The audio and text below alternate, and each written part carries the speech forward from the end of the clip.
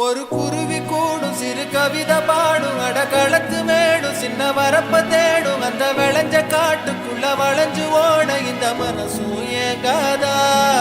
ஒரு ஆத்து மீனும் துள்ளி குதிச்சு போகும் மீன் குழம்பு வாசம் எங்க காத்தில் வீசும் நொடி பசிச்ச நேரம் அந்த பழைய சோறு இங்க அமுதம் ஆகாதா